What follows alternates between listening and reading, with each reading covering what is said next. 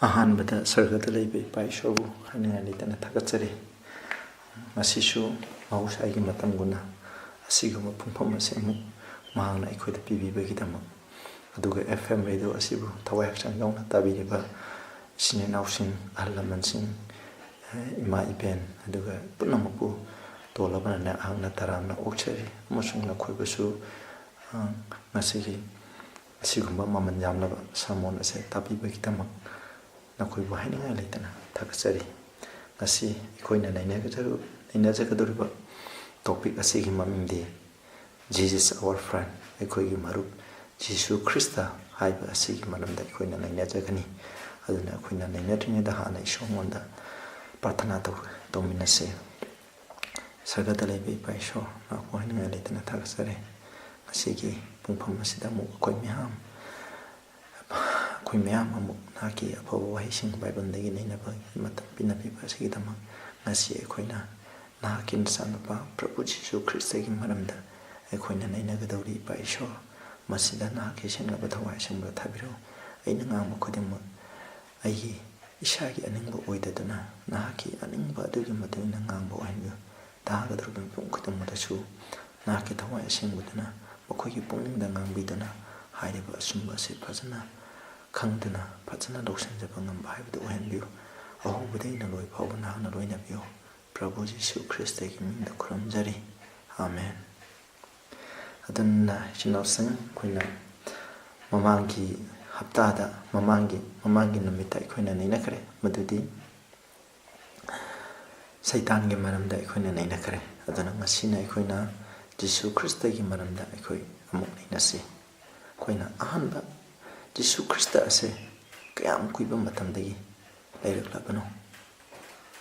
ꯑꯗꯨꯒ ꯃꯍꯥꯛ ꯑꯁꯦ ꯃꯦꯔꯤꯅ ꯄꯣꯛꯇ꯭ꯔꯤꯉꯩꯒꯤ ꯃꯃꯥꯡꯗ, ꯇꯥꯏꯪꯄꯥꯟ ꯑꯁꯤꯗ ꯄꯣꯛꯇ꯭ꯔꯤꯉꯩꯒꯤ ꯃꯃꯥꯡꯗ ꯃꯍꯥꯛ ꯂꯩꯔꯝꯂꯕ꯭ꯔꯥ ꯍꯥꯏꯕꯁꯦ ꯑꯩꯈꯣꯏ ꯍꯥꯟꯅ ꯌꯦꯡꯃꯤꯟꯅꯁꯤ. ꯖꯣꯟ 17:5ꯗ ꯑꯁꯨꯝꯅ ꯏ: "ꯑꯣ ꯏꯄꯥ ꯏꯁꯣꯔ, ꯃꯥꯂꯦꯝ ꯄ꯭ꯔꯤꯊꯤꯕꯤ ꯂꯩꯁꯦꯝꯗ꯭ꯔꯤꯉꯩꯒꯤ ꯃꯃꯥꯡꯗꯒꯤ ꯅꯍꯥꯛꯀ ꯂꯣꯏꯅꯔꯛꯂꯕ ꯑꯩꯒꯤ ꯃꯇꯤꯛ ꯃꯒꯨꯟ ꯑꯗꯨ ꯅꯍꯥꯛ ꯅꯁꯥꯃꯛꯅ ꯑꯩꯕꯨ ꯃꯇꯤꯛ ꯃꯒꯨꯟ ꯆꯥꯎꯍꯟꯕꯤꯌꯨ." ꯑꯗꯨꯅ ꯃꯁꯤ ꯖꯣꯟ 17ꯁꯦ ꯃꯥꯅ ꯇꯥꯏꯪꯄꯥꯟ ꯊꯥꯗꯣꯛꯂꯝꯗꯥꯏꯒꯤ ꯃꯇꯝꯗ ꯃꯍꯥꯛꯀꯤ ꯑꯔꯣꯏꯕ, ꯃꯍꯥꯛꯀꯤ ꯄ꯭ꯔꯥꯊꯅꯥ, ꯃꯍꯥꯛꯀꯤ ꯈ꯭ꯋꯥꯏꯗꯒꯤ ꯁꯥꯡꯕ ꯄ꯭ꯔꯥꯊꯅꯥ, ꯃꯍꯥꯛꯀꯤ ꯁꯛꯄꯣꯛꯁꯤꯡꯒꯤꯗꯃꯛ ꯇꯧꯕ ꯄ꯭ꯔꯥꯊꯅꯥ ꯑꯗꯨꯅꯤ. ꯃꯁꯤꯒꯤ ꯑꯩꯈꯣꯏꯅ ꯍꯧꯖꯤꯛ ꯄꯥꯈꯤꯕ ꯑꯗꯨꯒꯤ ꯃꯇꯨꯡ ꯏꯟꯅ ꯃꯍꯥꯛꯅ ꯍꯥꯏ, ꯖꯤꯁꯨ ꯈ꯭ꯔꯤꯁꯇ ꯑꯁꯦ, ꯑꯁꯤꯒꯤ ꯃꯇꯨꯡ ꯏꯟꯅ ꯖꯤꯁꯨ ꯈ꯭ꯔꯤꯁꯇ ꯑꯁꯦ ꯏꯄꯥ ꯏꯁꯣꯔꯅ ꯂꯩꯔꯛꯄ ꯃꯇꯝꯗꯒꯤ ꯃꯍꯥꯛ ꯂꯩꯔꯛꯂꯕꯅꯤ ꯍꯥꯏꯕꯁꯦ ꯃꯁꯤꯒꯤ ꯇꯦꯛꯁ ꯑꯁꯤꯅ ꯇꯥꯏ. ꯑꯃꯨꯛ ꯃꯩꯀꯥ 5:2ꯗ ꯑꯃꯨꯛ ꯌꯦꯡꯁꯤ. "ꯕꯦꯊꯂꯦꯝ ꯏꯄ꯭ꯔꯥꯊꯥ, ꯅꯍꯥꯛ ꯖꯨꯗꯥ ꯂꯩꯄꯥꯛꯇ ꯂꯩꯕ ꯈꯨꯡꯒꯪ 1000ꯒꯤ ꯃꯔꯛꯇ ꯄꯤꯛꯆꯔꯕꯁꯨ, ꯑꯗꯨꯝ ꯑꯣꯏꯅꯃꯛ ꯏꯖꯔꯦꯜꯒꯤ ꯂꯩꯉꯥꯛꯄ ꯅꯉꯣꯟꯗꯒꯤ ꯄꯣꯛꯂꯛꯀꯅꯤ.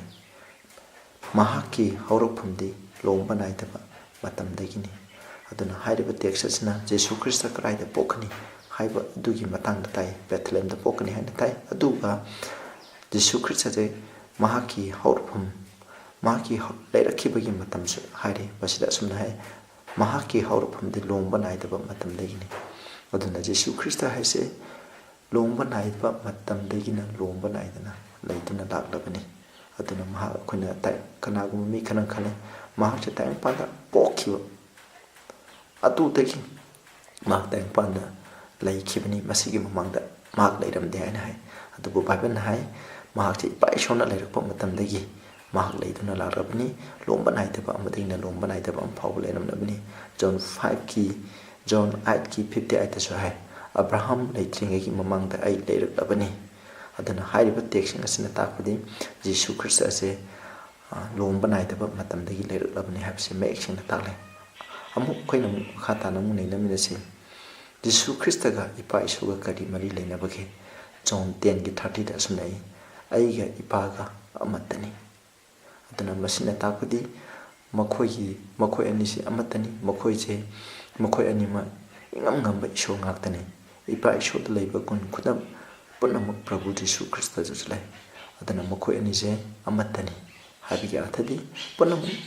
ꯑꯗꯨꯅ ꯏꯁꯣꯔ ꯑꯃꯗ ꯂꯩꯒꯗꯕ ꯒꯨꯟ ꯈꯨꯗꯤꯡꯃꯛ ꯄ꯭ꯔꯚꯨ ꯖꯤꯁꯨ ꯈ꯭ꯔꯤꯁꯇꯉꯣꯟꯗꯁꯨ ꯂꯩ. ꯏꯄꯥ ꯏꯁꯣꯔꯗ ꯂꯩꯕ ꯒꯨꯟ ꯈꯨꯗꯤꯡꯃꯛ ꯄ꯭ꯔꯚꯨ ꯖꯤꯁꯨ ꯈ꯭ꯔꯤꯁꯇꯉꯣꯟꯗꯁꯨ ꯂꯩ. ꯑꯗꯨꯅ ꯃꯈꯣꯏꯗ ꯑꯃꯅ ꯑꯍꯦꯟꯕ, ꯑꯃꯅ ꯍꯦꯟꯕ ꯍꯥꯏꯕ ꯂꯩꯇꯦ. aduna koina masigi maramdasu koina Trinity gi maramdasu koina kona khoi matang chaba amda koina najarake ngasigidi matang chadamnina koina najararoi aduna koina khangadabdi pa ishoda leiba kun khudimuk Prabhu Jisu Christ ngonda lei habse koina matam khudimta khawkunsi aduna ishona malam pithibi asi leishemba matamda Jisu Christ na kari thodang lokige koina amuk John 1 gi 3 da akhoi paminase pot punamak mahangna semki pot amata maha yaudana semki belaite aduna mahak haibiga atadi Jisu Christ aduna Prabhu Jisu na pot khudim ase semki bani aduna mahak yaudana pot amata semki daina mek singna yauri aduna tangpan malam pithibi asi semba matamdasu semgadabagi moong saong chata kamai semgani habdusi mahna ipa ishoga makoi tanaki tanarba matungda aduna Prabhu Jisu Christ ngada madu semgi thodang adu pikibani aduna Colossians 1 gi 6 na chai sarga amati pithibi da leiriba ngamba amati uba ngamdaba pot panama mahangna semkibani aduna masina takudi tangpan da leiriba khoina minna uba ngamdaba pot khuding ma se Jisu Christ na semkibani aduna isnausa aduna hujikti mana pot punamuk semkiba baramna makti eikhoigi leisemba mapu ado mak oire Jisu na ishogi masa nupara Jisu Christ Prabhu Jisu Christ ishogi masa nupara haibdo khoi amu yengsi khoina Matthew 3:17 John 3:16 da jo khoina paragadi khoina khangani aduga Matthew 3:17 khoi paminasi aduga sargadagi khonjen amuna lautharaki mahak aigi nungsikraba isha nupani aina mahu yamna pele masi Jisu Christ na Jordan Turenda John the Baptist na baptize to lobiraba matungda mahana singdagi hagulaga karappa matamda hairiba khonjen je ipa ishona haibibani aduna Jisu Christ na ipa ishogi masana pani aduna akhoi taibum hibu kaningai gi tamak akhona Jisu Christ na akhona ishogi masana pa oina masana pa gi salon doba se yam drakale John 3:16 da sum hai madudi ishona taimpan pithibi asibu asuki mati nungsibire madudi maki amatta phangjaba masana pa adubu akhoi da mupibire amasung mahapu thajaba mipum khudimangna sidaduna lombanai da punsi phangani haina John 3:16 hai adana mokoini mapam sagi mari habdo akhona lainai aduga amuk khayenchi mausa ka manadana karamna Jisu pokhibage koina Jisu na tangpan karamna sayolakibage haiba sigi maramda koina yengsi ma kari kidamuk sayong olakpano haibdu su koina yengsi koina masi koina mayamna di tanarabani adugo koina khangti ishona if adamna hek pap tobo matamda ishona wasakibi mayhoron gi 3 gi 15 da madudi nupi haibdi if haibdi mahaki church adudagi mahaki daradagi mahaki sittagi tangpan gi kanbiba mapu ase pokani haina asumna wasakibagi matuna mahana tangpanda lakibani aduna Jisu Christ pokhadabagi matam se lerpa matamde ishona maki sagadu gambrin thaduna koyeng yengba matamda nupi singi martagi kanada mahakse sayongadagi haina thiba matamda Mary ko nupi ama lairami hairba nupi ase asuki matik dharma sembi asuki matik ishogo kina satpi adu nupi oirami ada mahakse Joseph kauba nupa amaga mahakse luhongningai gidama mahakse engage toduna lairamani hairba pungpam aduda sagadu gambrinna mangonda laaga asumna haki maramdi shona kwaigi yaipaba nupi haibda na oire aduna naha khoje miron gani aduga nahaki nasana pa ama pokani mahki maming Jisu kauni maramdi mahakna nakhogi patagi copy ginai matam aduda Marina yamna aidi leishabini karamna ina leishabina mirole haragadi karamna mishina aibu laukani mishina aibu oktabini haina roidra hai aduda mana karesu kiganu hai ishona nangondagi sawangadarba nangi karbada pokadi nangi karbada concept tawgadriba miron gadriba angang ado thawai asengban miron gadabani nahai asumna adugi matunda kona thangda mu Joseph na magi Mary se miron eta bu matunda मा खाइनरगे हाइना खलमने अदु मतमदा सगदुना लागा जोसेफता करिसु किगनु मांग मिरोनबसे अतोपा मीगा फत्तबा तौरगा मिरोनबा नते माखति सोगी थवाइना लोइनरगा मिरोनबनी आंगा असिबु मिराइगनु आंगा असे तायंफान मि कोकदु पुदना high ना हाइके अदुना चिनाउसिन तसेना हारबदा तायंफान द मिसिना लाना संतोए जिसु ख्रिस्ता ना मिरोनबगा मेरीदा मिरोलगा पोकसे जोसेफ मखोइनी मरी लेनरगा पोकने मदुनते चिनाउसिन इशोना तौबा ngамदबा करिसु लेते इशोना माकी मचानुपा असे जिसु ख्रिस्ता जे मेरीगी अंगांग खावदा मेरीगी गर्भदा मिरोलंखिबनी थवाइ असेंबना अदुना सुमाइ तौदना थवाइ असेंबना मिरोलंदुना माक तायंपांदा सावन ओनखिबनी मरमदी इशोना सेंबिखिबई मतुना खोइना तायंपांदा मी अमा लाकपा हाइबसे इशोना माकजे अंगांग ओइना थादरकपा ngame अदुबु इशोना माना सेंखिबा लोंदो कैदुंदा थुगाइदे तायंपांदा मी अमा ओइना लाके हादे निपिदेगी लाकदबनी हारिबा अदुगी मतुंग इशोना मसि थुंगनखिबनी सुमाइ तौदना जिसु ख्रिस्ताना मालन पृथ्वी असिदा सावलखि अखोइ अमुक यंगसिं अखोइगी कनबि मपु ओइनाबगिदमक जिसुना प्रभु जिसुना करी तौखिबगे अखोइ अमुक फिलिपियन 5 to 8 अखोइ पामिनसे अइ इंग्लिश तगी पाजर के मरमदे इंग्लिश तने यामना मयक सेंगना फजना 5 ta let this mind be in you which was also in Christ Jesus जिसु ख्रिस्त मोंद लैब पुंग अदुना खोइदसु लयु हाय number 6 who being in the form of God thought it not robbery to be equal with God ma isho amagi sawong mongonda laijarabasu ma ishoga mana gana kedungda ma khankide verse 7 but make himself of no reputation mongonda mingchat haibdo ka isu lawsakide masana and took upon him the form of a servant mahana minai amagi saktam lawki and was made in the likeness of man miga samana mahak senki verse 8 being found in passion as a man ma mi amagumna siamladuna he humbled himself mahak no luksaki mahak masana no luksaki and became obedient unto death even the death of the cross mana cross siba power mahak haibe inki haina sumna haiki sinausa aduna jisu kristana time panda lakma matanda mahak kaidogi hamatana ipai shoga mahak kaidong mane hana lokide koi mebigi song kraba koi haksan अखोगी E तोंगसे महालौकी अदुबु कैदोंदा Mahana maybe सोंक्रा भागसांग लोरसु माक पाप तौदे मंगोंदा नापनाइबा करिसु लेते मंगोंदा नोलुपना pick थले असमाइ तौदरा महा तायंपान असिदा महा लाखिबनी सिनाउसिन जिसुना पृथ्वीदा करिगिदमु लाखिबनो अखोय मखाताना येमनसे look 19 गी 10 दा असि अमरोय जिसुना तायंपान सायोन ओंदोना लाखिबा जिसुना तायंपान दा पोपिखिबा असि करिगिदमक्तनो हाइबसे अखोय मुना येमनसे मिगी मसानुपा अदुना मांख्रबा मिसिंग थिबा अमसुं कंबिबा लापने सिनाउसिन प्रभु जिसु ख्रिस्टगी मरुय थबक्ति करिना कंदा मांख्रबा पापता ताख्रबा अखोय असिबु मांगना कंबिनगागिदमक थीरगा अखोयबु कनिगागिदमक मा लाखनि क्यादा नुसियखरबा क्यादा नुसियखरबा थबमा अदुगा अमु अखोना मैथ्यू 1 गी 21 दा है करी हागे मतंदा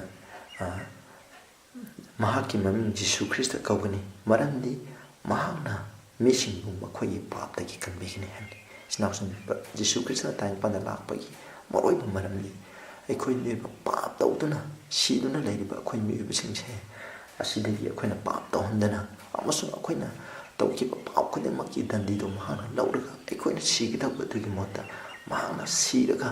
अखोइदा अरांकुबमसे पीनिगागिदम महाक लापनी हाइबसे अखोइना येंगी अमु अखोइना येंगसे करंबा मखलगी पुंसी जिसुना पृथ्वीदा हिंखिबगे अखोइना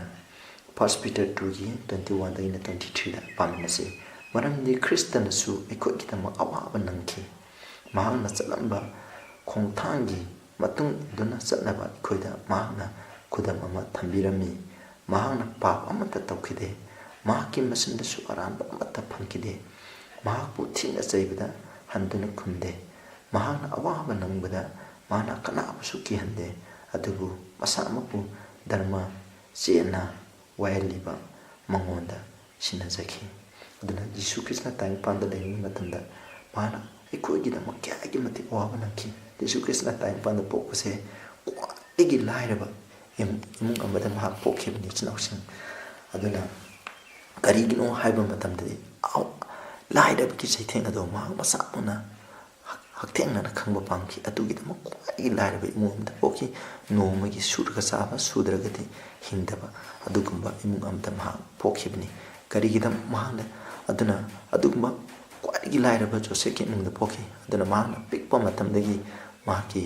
ꯃꯃꯥꯅ ꯃꯍꯥꯛꯄꯨ ꯕꯥꯏꯕꯜꯒꯤ ꯑꯆꯨꯝꯕ ꯄꯔꯥ ꯇꯥꯛꯄꯤ ꯇꯝꯕꯤꯗꯨꯅ ꯃꯍꯥꯛ ꯂꯥꯛꯈꯤ ꯑꯗꯨ ꯃꯍꯥꯛ ꯇꯥꯏꯕꯪꯄꯥꯟꯒꯤ ꯁ꯭ꯀꯨꯜꯗ ꯆꯠꯈꯤꯗꯦ ꯃꯔꯝꯗꯤ ꯇꯥꯏꯕꯪꯄꯥꯟꯒꯤ ꯁ꯭ꯀꯨꯜ ꯃꯇꯝ ꯑꯗꯨꯗ ꯏꯁꯣꯔꯒꯤ ꯑꯣꯟꯅ ꯇꯩꯅꯕꯗ ꯇꯥꯛꯄꯤ ꯇꯝꯕꯤꯔꯝꯃꯤ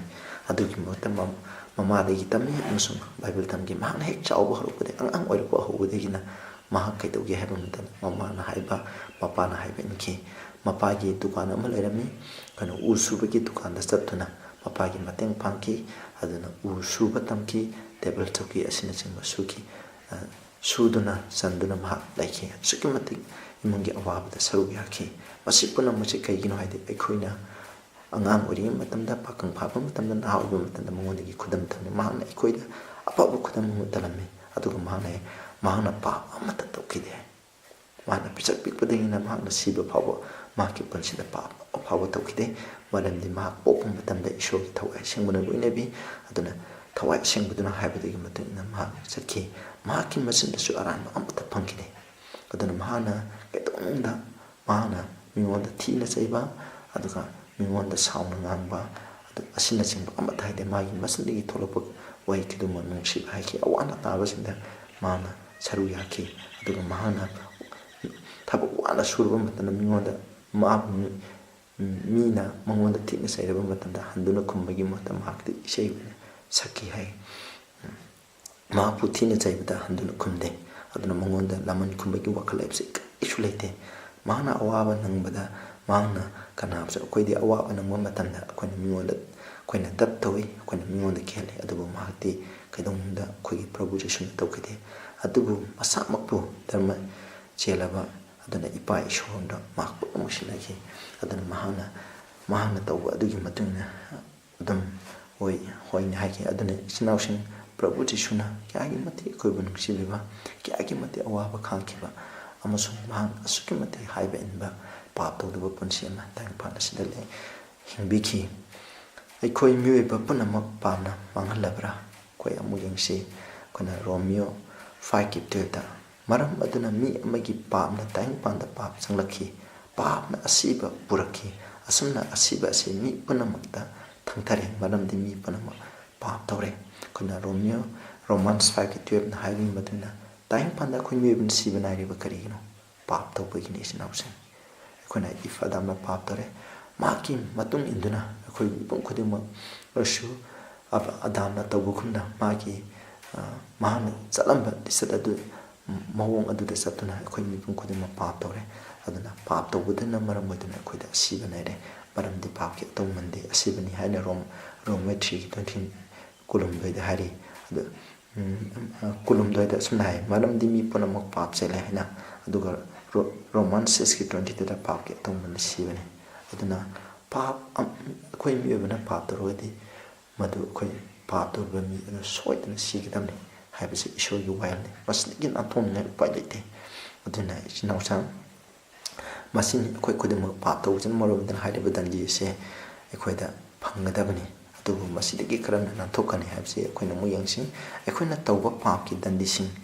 ꯄꯤꯅꯕꯒꯤꯗꯃꯛ ꯃꯍꯥꯛꯅ ꯑꯩꯈꯣꯏꯒꯤꯗꯃꯛ ꯀꯔꯤ ꯇꯧꯕꯤꯈꯤꯕꯒꯦ ꯄ꯭ꯔꯚꯨ ꯖꯤꯁꯨꯅ ꯑꯩꯈꯣꯏꯒꯤꯗꯃꯛ ꯑꯩꯈꯣꯏ ꯃꯤꯑꯣꯏꯕ ꯑꯩꯈꯣꯏꯅ ꯍꯧꯖꯤꯛ ꯄꯥꯛꯀꯅꯤ ꯑꯩꯈꯣꯏ ꯃꯤꯑꯣꯏꯕ ꯈꯨꯗꯤꯡꯃꯛ ꯄꯥꯞ ꯇꯧꯗꯨꯅ ꯑꯩꯈꯣꯏꯅ ꯁꯤꯕ ꯅꯥꯏꯔꯦ ꯑꯗꯨꯅ ꯄꯥꯞ ꯇꯧꯕꯒꯤ ꯑꯇꯧꯃꯟꯗꯤ ꯑꯩꯈꯣꯏꯅ ꯁꯤꯕ ꯍꯥꯏꯕꯁꯤꯗꯒꯤ ꯏꯁꯣꯔꯒꯤ ꯂꯦꯡꯗ꯭ꯔꯕꯅꯤ ꯃꯁꯤꯗꯒꯤ ꯑꯩꯈꯣꯏꯕꯨ ꯀꯟꯅꯤꯡꯉꯥꯏꯒꯤꯗꯃꯛ ꯏꯁꯣꯔꯅ ꯀꯔꯤ ꯇꯧꯒꯦ ꯍꯥꯏꯕ ꯃꯇꯝꯗ ꯑꯥꯏꯖꯥꯌꯥ 53:4-6 ꯑꯩꯈꯣꯏꯅ ꯄꯥꯔꯒꯗꯤ ꯑꯩꯈꯣꯏꯅ ꯈꯪꯉꯤ ꯖꯤꯁꯨ ꯈ꯭ꯔꯤꯁꯇ ꯄ꯭ꯔꯚꯨ ꯖꯤꯁꯨ ꯈ꯭ꯔꯤꯁꯇ ꯃꯁꯥꯃꯛꯅ ꯄꯥꯄꯤ ꯑꯩꯈꯣꯏꯒꯤꯗꯃꯛ ꯑꯩꯈꯣꯏꯅ ꯐꯪꯒꯗꯕ ꯄꯥꯞꯀꯤ ꯗꯟꯗꯤ ꯈꯨꯗꯤꯡꯃꯛ ꯑꯗꯨ ꯃꯍꯥꯛꯅ ꯂꯧꯕꯤꯈꯤ ꯃꯍꯥꯛꯅ ꯀ꯭ꯔꯣꯁꯇ ꯄꯨꯕꯤꯈꯤ ꯑꯗꯨꯅ ꯃꯍꯥꯛꯅ ꯑꯩꯈꯣꯏꯅ ꯐꯪꯒꯗꯕ ꯗꯟꯗꯤ ꯈꯨꯗꯤꯡꯃꯛ ꯑꯗꯥꯝꯒꯤ ꯃꯇꯝꯗꯅꯤ ꯑꯩꯈꯣꯏꯒꯤ ꯑꯔꯣꯏꯕ ꯃꯇꯝꯗ ꯍꯤꯡꯂꯤꯕ ꯃꯤꯁꯤꯡꯅ ꯐꯪꯒꯗꯕ ꯄꯥꯞꯀꯤ ꯗꯟꯗꯤ ꯈꯨꯗꯤꯡꯃꯛ ꯑꯗꯨ ꯃꯍꯥꯛꯅ ꯀ꯭ꯔꯣꯁꯇ ꯄꯨꯕꯤꯈꯤ ꯏꯄꯥ ꯏꯁꯣꯔꯅꯁꯨ ꯃꯤꯄꯨꯝ ꯈꯨꯗꯤꯡꯃꯛꯇ ꯄꯤꯒꯗꯕ ꯗꯟꯗꯤ ꯄꯨꯝꯅꯃꯛꯇ ꯆꯞ ꯆꯥꯅ ꯄ꯭ꯔꯚꯨ ꯖꯤꯁꯨ ꯈ꯭ꯔꯤꯁꯇ ꯃꯁꯥꯃꯛꯇ ꯄꯤꯈꯤ ꯑꯗꯨꯅ ꯃꯍꯥꯛꯀꯤ ꯑꯁꯣꯛꯄꯅ ꯑꯩꯈꯣꯏꯒꯤ ꯑꯅꯥꯕ ꯐꯍꯜꯂꯤ ꯍꯥꯏꯅ ꯃꯁꯤꯗ ꯃꯌꯦꯛ ꯁꯦꯡꯅ ꯏꯔꯤ ꯏꯆꯤꯟꯅꯥꯎꯆꯥ ꯑꯗꯨꯅ ꯑꯩꯈꯣꯏꯅ ꯍꯧꯖꯤꯛꯇꯤ ꯄ꯭ꯔꯚꯨ ꯖꯤꯁꯨ ꯈ꯭ꯔꯤꯁꯇꯒꯤ ꯃꯄꯥꯅ ꯑꯩꯈꯣꯏꯅ ꯄꯥꯞꯀꯤ ꯗꯟꯗꯤꯗꯨ ꯑꯩꯈꯣꯏꯅ ꯐꯪꯕ ꯗꯔꯀꯥꯔ ꯂꯩꯇ꯭ꯔꯦ ꯑꯩꯈꯣꯏꯅ ꯄ꯭ꯔꯚꯨ ꯖꯤꯁꯨ ꯈ꯭ꯔꯤꯁꯇꯣꯗ ꯊꯥꯖꯔꯒꯗꯤ ꯃꯍꯥꯛꯅ ꯑꯩꯈꯣꯏꯒꯤ ꯄꯥꯞꯀꯤ ꯗꯟꯗꯤ ꯈꯨꯗꯤꯡꯃꯛ ꯑꯗꯨ ꯄꯨꯕꯤꯈ꯭ꯔꯦ ꯑꯗꯨ ꯏꯄꯥ ꯏꯁꯣꯔꯅꯁꯨ ꯃꯉꯣꯟꯗ ꯄꯤꯕꯤꯈ꯭ꯔꯦ ꯑꯗꯨ ꯃꯈꯥ ꯇꯥꯅ ꯑꯃꯨꯛ ꯌꯦꯡꯕꯁꯤ ꯏꯁꯣꯔꯅ ꯃꯍꯥꯛꯀꯤ ꯃꯆꯥꯅꯨꯄꯥ ꯁꯤꯍꯟꯗꯨꯅ ꯑꯩꯈꯣꯏꯗ ꯀꯔꯤ ꯎꯠꯄꯤꯕꯒꯦ ꯑꯩꯈꯣꯏ ꯑꯃꯨꯛ ꯌꯦꯡꯁꯤ ꯔꯣꯃꯥꯟꯁ 5:8 ꯑꯁꯨꯝꯅ ꯍꯥꯏ ꯑꯩꯈꯣꯏꯅ ꯄꯥꯄꯤꯁꯤꯡ ꯑꯣꯏꯔꯤꯉꯩꯗ ꯈ꯭ꯔꯤꯁꯇꯅ ꯑꯩꯈꯣꯏꯒꯤꯗꯃꯛ ꯁꯤꯕꯤꯈꯤꯗꯨꯅ ꯏꯁꯣꯔꯅ ꯑꯩꯈꯣꯏꯗ ꯃꯍꯥꯛꯀꯤ ꯅꯨꯡꯁꯤꯕ ꯎꯠꯄꯤꯔꯦ ꯏꯆꯤꯟ ꯏꯅꯥꯎꯁꯤꯡ ꯑꯁꯤꯗ ꯑꯩꯈꯣꯏꯅ ꯃꯌꯦꯛ ꯁꯦꯡꯅ ꯑꯩꯈꯣꯏꯅ ꯕꯥꯏꯕꯜꯁꯤꯗ ꯍꯥꯏꯔꯤ ꯃꯗꯨꯗꯤ ꯀꯔꯤꯅꯣ ꯍꯥꯏꯀꯥꯟꯗ ꯏꯁꯣꯔꯅ ꯑꯩꯈꯣꯏꯕꯨ ꯀꯌꯥꯒꯤ ꯃꯇꯤꯛ ꯅꯨꯡꯁꯤꯒꯦ ꯍꯥꯏꯕꯁꯦ ꯑꯩꯈꯣꯏꯅ ꯎꯠꯄꯤꯔꯦ ꯃꯍꯥꯛꯀꯤ ꯑꯃꯠꯇ ꯉꯥꯏꯔꯕ ꯃꯆꯥꯅꯨꯄꯥ ꯑꯗꯣ ꯑꯩꯈꯣꯏꯒꯤꯗꯃꯛ ꯀꯠꯊꯣꯛꯄꯤꯔꯦ ꯑꯩꯈꯣꯏꯒꯤꯗꯃꯛ ꯄꯤꯅꯕꯤꯔꯦ ꯑꯩꯈꯣꯏꯒꯤꯗꯃꯛ ꯎꯁꯤꯟ ꯑꯣꯏꯅ ꯄꯤꯕꯤꯔꯦ ꯑꯁꯨꯝꯅ ꯏꯁꯣꯔꯅ ꯑꯩꯈꯣꯏꯕꯨ ꯑꯁꯨꯛꯀꯤ ꯃꯇꯤꯛ ꯅꯨꯡꯁꯤꯕ ꯍꯥꯏꯕꯗꯨ ꯎꯠꯄꯤꯔꯦ ꯏꯆꯤꯟ ꯏꯅꯥꯎꯁꯤꯡ ꯃꯁꯤꯗꯒꯤ ꯍꯦꯟꯅ ꯅꯨꯡꯁꯤꯕ ꯍꯥꯏꯕꯁꯦ ꯑꯩꯈꯣꯏꯅ ꯀꯗꯥꯏꯗꯒꯤ ꯂꯩꯒꯗꯒꯦ ꯍꯥꯏꯕꯁꯦ ꯑꯩꯈꯣꯏꯅ ꯀꯩꯗꯧꯅꯁꯨ ꯀꯗꯥꯏꯗꯒꯤꯁꯨ ꯑꯩꯈꯣꯏꯅ ꯐꯪꯕ ꯉꯝꯂꯔꯣꯏ ꯍꯥꯏꯕꯁꯦ ꯑꯩꯈꯣꯏꯅ ꯃꯇꯝ ꯈꯨꯗꯤꯡꯃꯛꯇ ꯑꯩꯈꯣꯏꯅ ꯅꯤꯡꯁꯤꯡꯖꯩ ꯏꯆꯤꯟ ꯏꯅꯥꯎꯁꯤꯡ ꯑꯗꯨꯒ ꯕꯥꯏꯕꯜꯗꯁꯨ ꯑꯁꯨꯝꯅ ꯍꯥꯏ ꯀꯅꯥꯒꯨꯝꯕ ꯃꯤ ꯑꯃꯅ ꯃꯍꯥꯛꯀꯤ ꯃꯔꯨꯞꯀꯤꯗꯃꯛ ꯊꯋꯥꯏ ꯊꯥꯕꯁꯦ ꯃꯁꯤꯗꯒꯤ ꯍꯦꯟꯅ ꯅꯨꯡꯁꯤꯕ ꯂꯩꯇꯦ ꯍꯥꯏꯅ ꯖꯣꯟꯒꯤ ꯂꯥꯏꯔꯤꯛꯇ ꯃꯌꯦꯛ ꯁꯦꯡꯅ ꯏꯔꯤ ꯏꯆꯤꯟ ꯏꯅꯥꯎ ꯃꯤ ꯑꯃꯅ ꯃꯤ ꯑꯃꯒꯤꯗꯃꯛ ꯊꯋꯥꯏ ꯊꯥꯕꯤꯕ ꯍꯥꯏꯕꯁꯦ ꯃꯁꯤꯗꯒꯤ ꯍꯦꯟꯅ ꯆꯥꯎꯕ ꯅꯨꯡꯁꯤꯕ ꯀꯩꯗꯧꯅꯨꯡꯗ ꯂꯩꯇꯦ ꯑꯩꯈꯣꯏꯅ ꯁꯨꯝ ꯌꯦꯡꯕ ꯌꯥꯏ ꯇꯥꯏꯕꯪꯄꯥꯟꯁꯤꯗ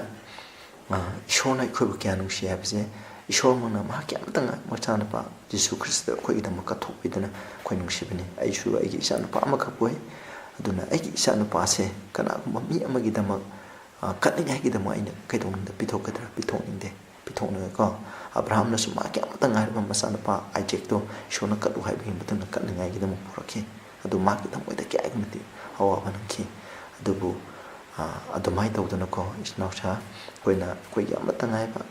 ꯑꯈꯛꯇ ꯉꯥꯏꯕ ꯏꯆꯥꯅꯨꯄꯥ ꯑꯃ ꯁꯤꯈꯤꯕ ꯃꯇꯝꯗ ꯑꯩꯈꯣꯏꯒꯤ ꯑꯁꯨꯛꯀꯤ ꯃꯇꯤꯛ ꯅꯨꯡꯉꯥꯏꯔꯣꯏ ꯑꯗꯨꯃꯥꯏꯅ ꯇꯧꯗꯅ ꯏꯁꯣꯔꯅꯁꯨ ꯄꯨꯝꯅꯃꯛ ꯑꯋꯥꯕꯁꯦ ꯊꯦꯡꯅꯍꯟꯗꯨꯅ ꯑꯩꯈꯣꯏꯕꯨ ꯀꯟꯅꯕꯒꯤꯗꯃꯛ ꯏꯁꯣꯔꯅ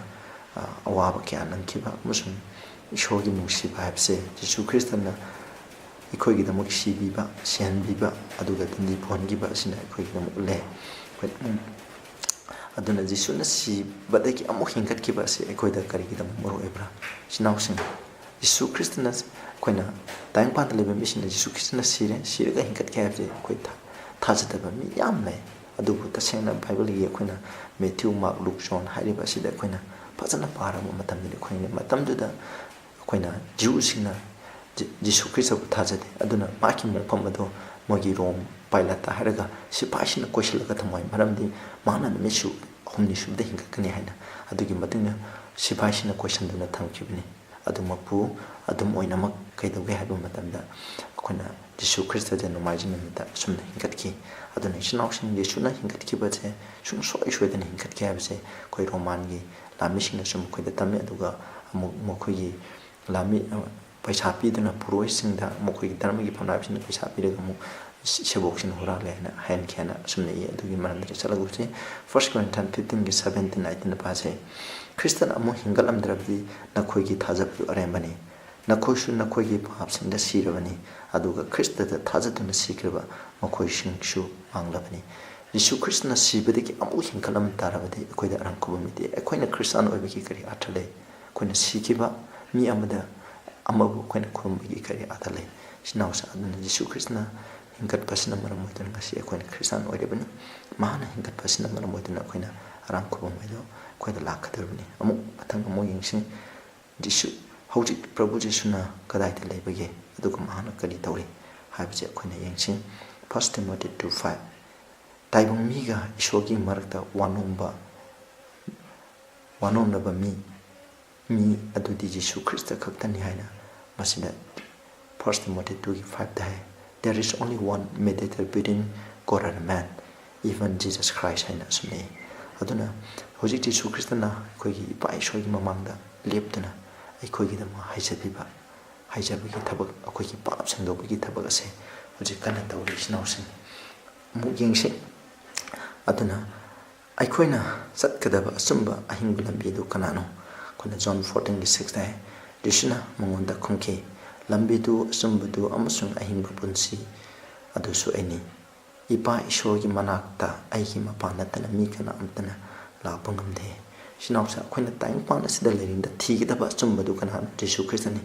aduga ahingba punsi piba ngamba arangkubam piba ngamba adu kanano Jesu Kristani Jesu Kristana asuna I am the way the truth and the life hade koina satkadaba time pass the lady da koina satkadaba thigadaba lambi do Jesu Kristani koina asumba phangi haragati koina mahaki matungina